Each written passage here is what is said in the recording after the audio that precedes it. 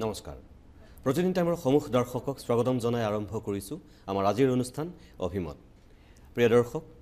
আজিৰ অভিমতত আমি কোনোদিনই নপতা এটা বিশেষ বিষয়ক লৈ আজি কথা পাতিম হয়তো অসমৰ টেলিভিছনত চাগে আজিলৈকে সেই বিষয়টোক লৈ কোনো ধৰণৰ আলোচনা হোৱা নাই কোনো ধৰণৰ কথা পতা হোৱা নাই আজি আমি প্ৰথমবাৰৰ কাৰণে সেই বিষয়টো অভিমতৰ বিষয় কৰিছোঁ আৰু তেনেকুৱা এজন ব্যক্তিক অতিথি কৰিছোঁ যিজনৰ এটা সুদীৰ্ঘ সময় ধৰি বৰ্ণিল আৰু বৰ্ণাঢ্য অভিজ্ঞতা আছে সেই অভিজ্ঞতাখিনি শুনাৰ পাছত আপুনি নিশ্চয় গম পাব যে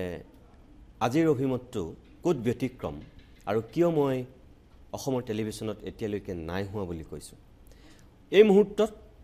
মোৰ লগত ষ্টুডিঅ'ত উপস্থিত আছে কেৰালাৰ কন্নুৰ ইণ্টাৰনেশ্যনেল এয়াৰপৰ্টৰ অৰ্থাৎ আন্তঃৰাষ্ট্ৰীয় বিমানকোঠৰ যিগৰাকী মুখ্য পৰিচালন বিষয়া উৎপল বৰুৱা মই আপোনাক স্বাগতম জনাইছোঁ নমস্কাৰ প্ৰিয় দৰ্শক আৰু এটা কথা কওঁ যে উৎপল বৰুৱাই বৰ্তমান অসমৰ এগৰাকী সুযোগ্য সন্তান যিয়ে নেকি ভাৰতবৰ্ষৰ বিভিন্ন এয়াৰপৰ্টত বিভিন্ন বিভাগত কাম কৰাৰ পিছত এটা আন্তঃৰাষ্ট্ৰীয় বিমানবন্দৰৰ মুখ্য পৰিচালন পদত আজিৰ দিনটোত অধিষ্ঠিত হৈ আছে সাধাৰণতে হয়তো আপোনালোকৰ জানিবলৈ মন যায় কেনেকৈ এটা বিমানবন্দৰ পৰিচালনা কৰা হয় কেনেকৈ ফ্লাইটবিলাক উঠে নামে বা তাৰ গতিপথ বা তাৰ যিবিলাক আভ্যন্তৰীণ কথা বতৰা সাধাৰণতে আপুনি মই জানিবলৈ ইচ্ছা কৰোঁ কিন্তু কেতিয়াও হয়তো গম নাপাওঁ বুজি নাপাওঁ তেনেকুৱা কিছু দিশ আজি আমি কথা পাতিম অকল যে তেখেত ভাৰতবৰ্ষৰে বিভিন্ন বিমানকোঠত কাম কৰা তেনেকুৱা নহয় তেওঁ বিদেশতো কিছু অভিজ্ঞতা অৰ্জন কৰা এজন সুযোগ্য অসমীয়া আৰু আপোনালোকে গম পায় প্ৰায়ে এনেকুৱা সুদক্ষ অসমীয়াসকলক ক'ৰবাত কেতিয়াবা লগ পালে অভিমতৰ মই অতিথি কৰি ভাল পাওঁ আজিও মই সেইকাৰণে তেখেতক অভিমতৰ অতিথি কৰিছোঁ কিছু নজনা কথা নিজেও জানিম আপোনালোককো জনাম প্ৰিয় দৰ্শক আজি মোৰ লগত যিগৰাকী অতিথি হিচাপে আছে অভিমতত মই তেখেতক চিনাকি কৰি দিয়াৰ আগতে আপোনালোকক কেইটামান বিশেষ দৃশ্য দেখুৱাব বিচাৰিছোঁ অসম তথা কেৰালাৰ বাতৰি কাকততো সেই সময়ত আজিৰ অভিমতৰ অতিথিগৰাকীক লৈ কিছু বাতৰি ওলাইছিল তাৰে কিয়দাংশ এইখিনি মুহূৰ্তত মই আপোনালোকক প্ৰথমতে অকণমান দেখুৱাই ল'ব বিচাৰিছোঁ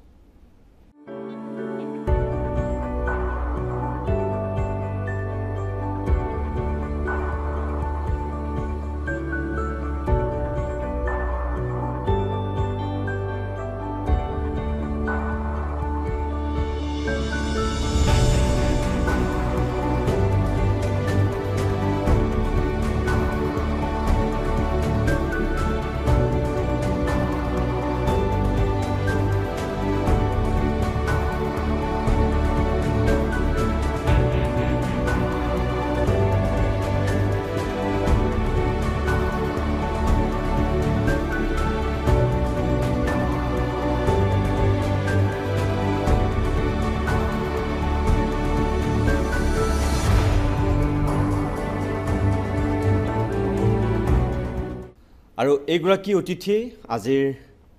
অভিমতত আমাৰ লগত এতিয়া ষ্টুডিঅ'ত প্ৰথম কথা উৎপল বৰুৱা আপুনি মোৰ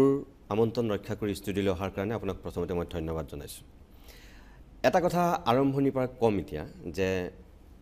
মানুহৰ কিছুমান স্বপ্ন থাকে হয় আৰু এটা বয়সত কিছুমানৰ সেই স্বপ্ন পূৰ হোৱা যেন অনুভৱ কৰে আৰু কিছুমানে ভাবে নাই একোৱেই নহ'লগৈ তেনেকৈ ভাবে আপোনাৰ নিজৰ জীৱনৰ স্বপ্ন কি আছিল মোৰ জীৱনৰ স্বপ্ন আছিল আচলতে এজন লেখক হোৱাৰ কিন্তু লেখক মই হ'ব নোৱাৰিলোঁ একেবাৰে নোৱাৰিলোঁ বুলি কৈ দিব নোৱাৰোঁ কাৰণ মোক চেগা চৰকাকৈ লিখি থাকে মই কেতিয়াবা আলোচনী বাতৰি কাকত হয় হয় আপোনাৰ এখন কিতাপো আছে মোৰ কিতাপ এখনো আছে সূৰ্য উঠা দেশৰ পৰা সূৰ্য ডুবা দেশলৈ বুলি মই বহুদিন গোৱাত আছিলোঁ গোৱা এয়াৰপৰ্টটোৰ টাৰ্মিনেল মেনেজাৰ হৈ আৰু গোৱা এয়াৰপৰ্টটো তাততো আপুনি জানেই গোৱা পৰ্যটনৰ দিশত যথেষ্ট আগবাঢ়ি থকা ৰাজ্য আৰু সেইকাৰণে তাত এয়াৰপৰ্টটোৰ গুৰুত্ব অপৰিসীম আৰু এয়াৰপৰ্টটোৰ যিহেতু গুৰুত্ব অপৰিসীম টাৰ্মিনেল মেনেজাৰ হিচাপে মোৰো গুৰুত্ব বহুত আছিল গতিকে মই ঠাইখন আচলতে মই পিটিকি চোৱাৰ সুবিধা পাইছিলোঁ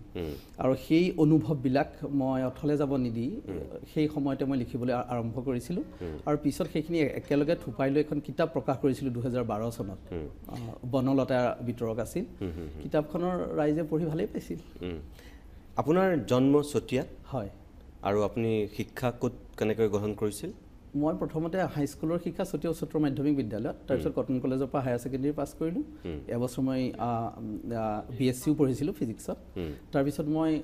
চেন্নাইত এতিয়া মাদ্ৰাজৰ Indian Institute of engineering technology বুলি কয় তাৰ পৰা মই ইলেক্ট্ৰনিক্স এণ্ড কমিউনিকেশ্যন বিভাগত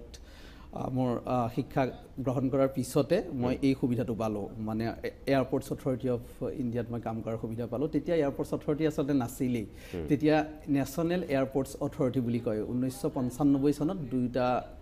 নেশ্যনেল আৰু ইণ্টাৰনেশ্যনেল দুয়োটা লগ হৈ এয়াৰপৰ্টছ অথৰিটি ফৰ্ম কৰিছিল এপ্ৰিল মাহত মই 1993 চনত জইন কৰিছিলোঁ আৰু মই জইন কৰিছিলোঁ টেকনিকেল বিভাগত যিটো তেতিয়া কৈছিল এৰ'নটিকেল কমিউনিকেশ্যন ষ্টেচন এতিয়া সেইটো CNS বুলি কয় মানে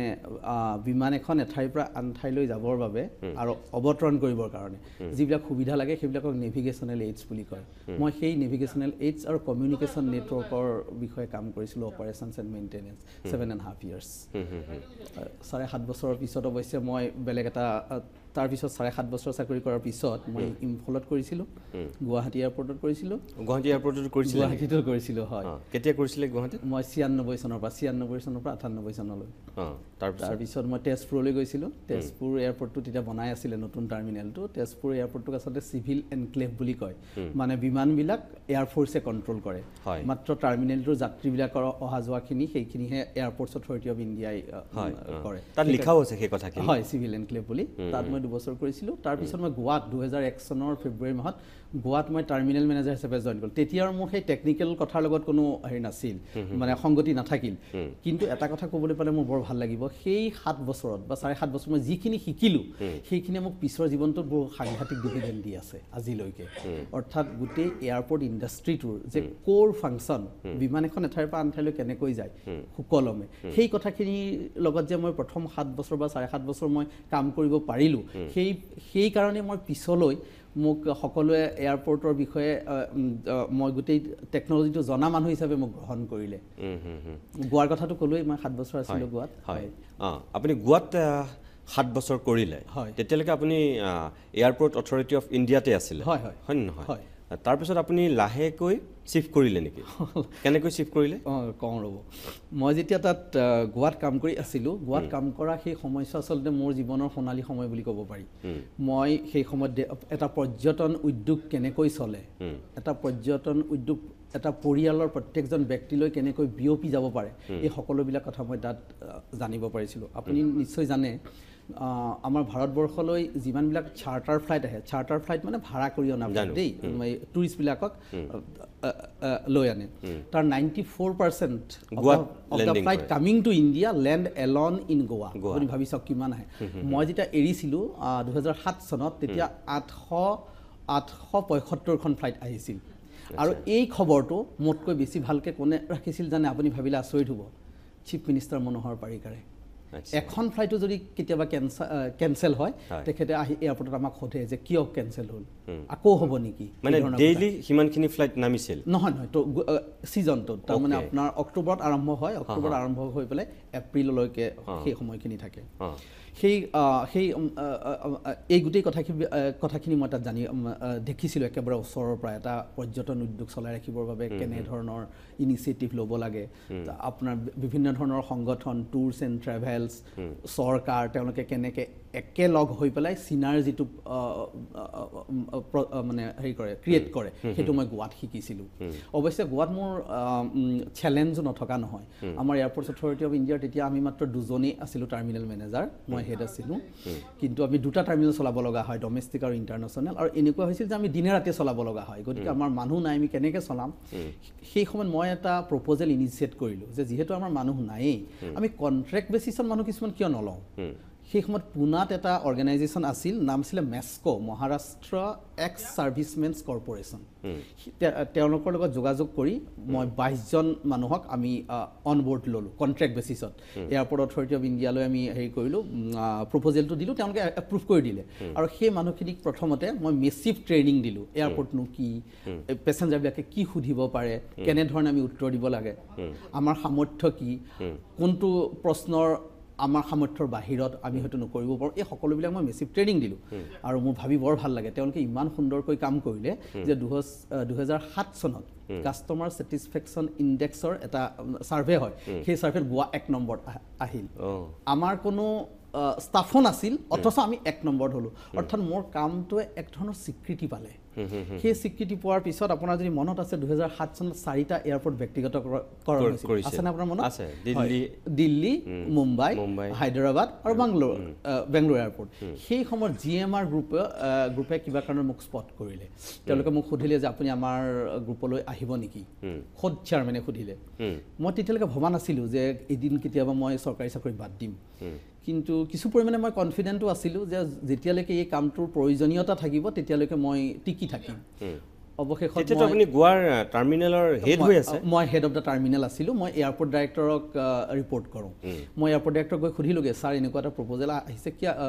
কি কৰোঁ? ছাৰে ক'লে যে তোমাৰ ব্যক্তিগত কেৰিয়াৰৰ কাৰণে ভাল হ'ব, তুমি চিন্তা কৰিব পাৰা।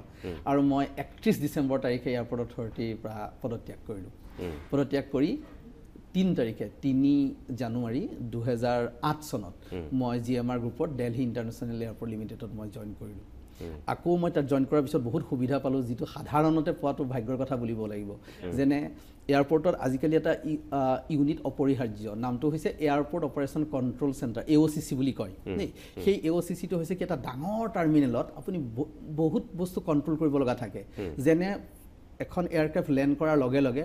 কোনটো ষ্টেণ্ডলৈ আহিব। এক মিনিট মই আপোনাক কথা এটা কওঁ নেকি? এই যে আপুনি টাৰ্মিনেল কৈ আছে, আমাৰ বহু মানুহে জানে যে ধৰক ডাঙৰ ডাঙৰ এয়াৰপৰ্টবিলাকৰ টাৰ্মিনেলবিলাক যেতিয়া দেখে যে ডমেষ্টিক বা ইণ্টাৰনেশ্যনেলৰ এইটো টাৰ্মিনেলত 3 নম্বৰ টাৰ্মিনেলৰ পৰা যাব ডমেষ্টিকবিলাক, এনেকৈ যেতিয়া গম পায়, এটা টাৰ্মিনেল মানে কেনেকৈ অপাৰেট কৰে সেই কথাটো অকণমান ক'ব নেকি? হয়।